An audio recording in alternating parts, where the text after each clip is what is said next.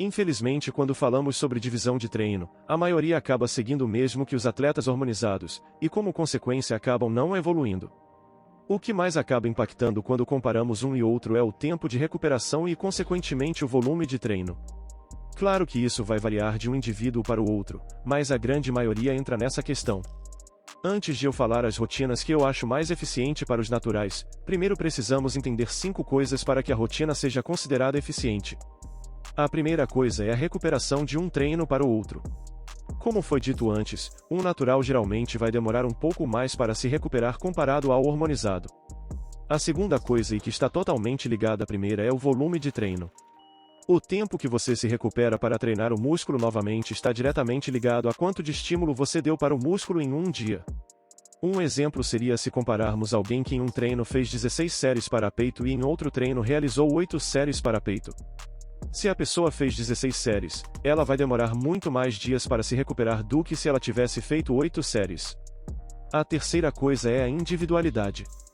Se compararmos a mesma pessoa, a lógica anterior é totalmente válida sobre recuperação, mas se compararmos um indivíduo que treina há 10 anos com consistência e outro que começou a treinar há 2 meses, tem grandes chances do indivíduo avançado se recuperar das 16 séries mais rápido comparado ao indivíduo que começou há 2 meses e realizou as 8 séries. E a quarta coisa que você precisa considerar é o volume total da semana.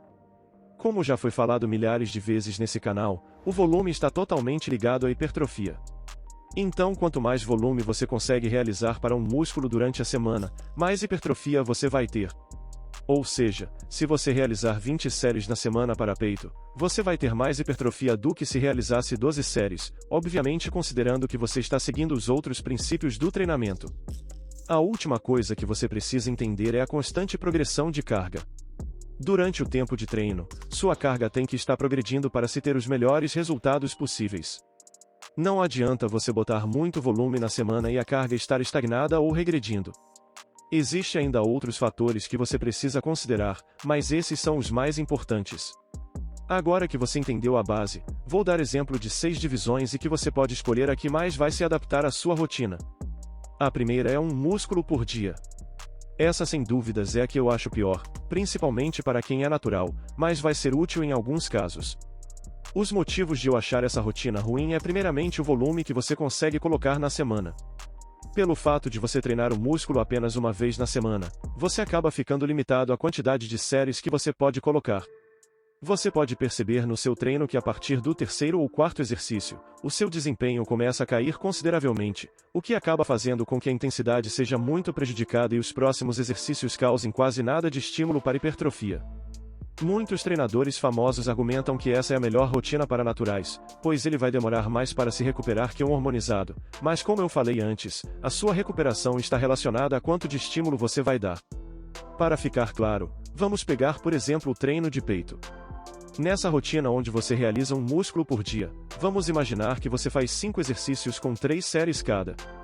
Enquanto isso, em uma rotina onde você treina o músculo 2 vezes por semana, você realiza 3 exercícios com 3 séries cada.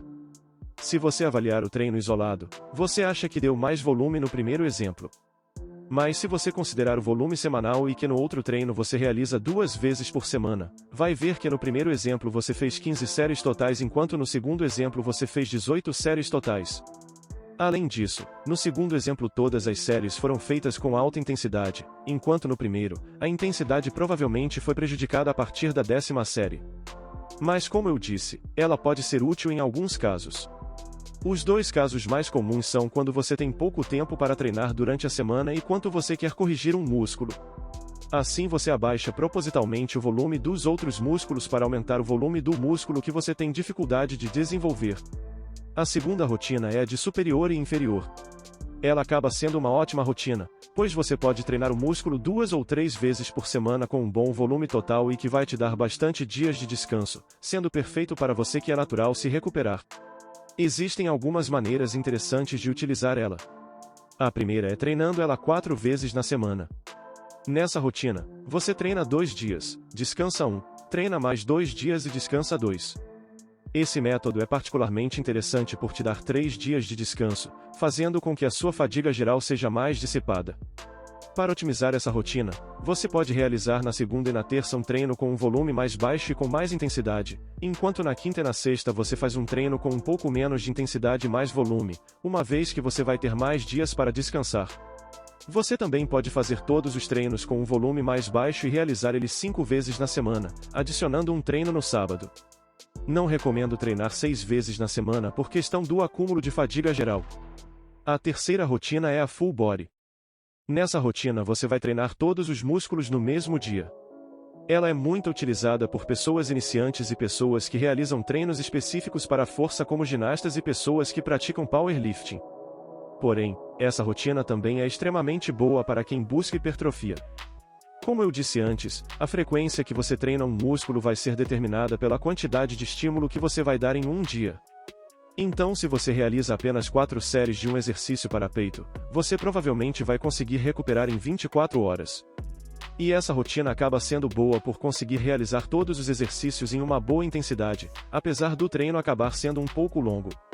É bom ficar ciente que se você optar pelo treino de corpo inteiro 5 vezes na semana, os últimos exercícios podem ser um pouco prejudicados.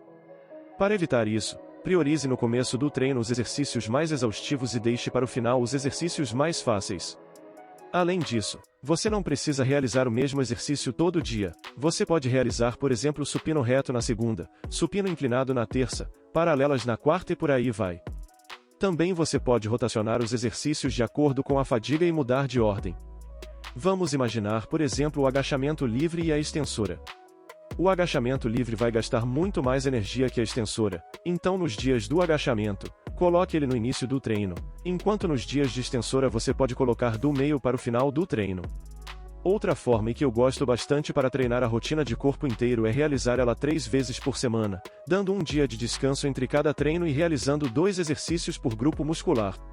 Nesse segundo método, se você busca força, realize os mesmos exercícios nos 3 treinos. Se você tem um foco em hipertrofia, alterne os exercícios entre um treino e outro. A rotina Full Body é bem versátil, então você pode manipular de várias formas dependendo do seu objetivo. Se quiserem, posso trazer um vídeo específico apenas voltada para ela. A quarta rotina é a de puxar e empurrar. Ela é uma rotina parecida com a superior e inferior, a diferença é que ela tem uma ênfase maior na parte superior do corpo. Por isso que ela acaba sendo uma das melhores rotinas para quem treina calistenia, uma vez que o esporte tem um foco maior nos exercícios do superior de corpo. Os exercícios de puxar são os que trabalham costas, bíceps, trapézio e posterior de ombro. Um exemplo são as barras fixas e as remadas. Os exercícios de empurrar são os que treinam peito, tríceps, lateral e anterior de ombro. Um exemplo são o supino e as flexões.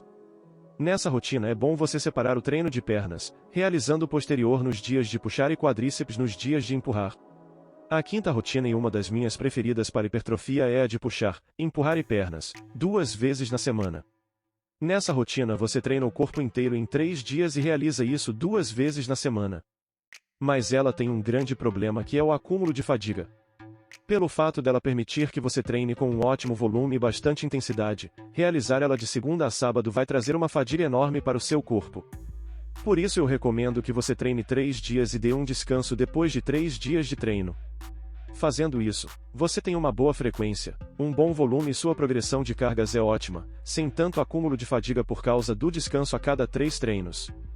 Mas aí entramos em outro problema principal dessa rotina que é que a maioria das pessoas não tem onde treinar no final de semana.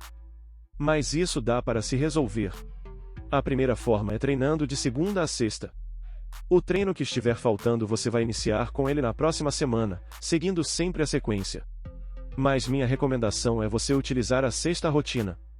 E essa sexta rotina e uma das melhores é você unir a rotina de superior e inferior com a rotina de puxar, empurrar e pernas. Nesse caso o que você vai fazer é na segunda treinar superior, na terça inferior, na quarta realizar o descanso, na quinta puxar, na sexta empurrar e no sábado as pernas completas. Nessa rotina, a ideia é que na segunda e na terça você realize treino com menos volume e mais intensidade, ou seja, um treino mais voltado para a força. Enquanto isso, na quinta, sexta e sábado você faz um treino com um pouco menos de intensidade e mais voltado para o volume. Pode-se dizer que essa é uma das melhores formas de dividir o seu treino, uma vez que você pode utilizar ela do básico ao avançado e tem a liberdade muito grande de manipular as variáveis. Além disso, apesar de muitos não saberem, mas o treino de força ajuda muito no ganho de hipertrofia, pois ao longo do tempo consegue adicionar mais volume. Obviamente, essas não são as únicas rotinas que existem, mas são as que melhor funcionam na minha visão para você que treina de maneira natural, uma vez que elas trazem um bom equilíbrio entre todas as variáveis. Escolha uma divisão que melhor vai se adaptar à sua rotina para atingir o seu objetivo, seja ele qual for.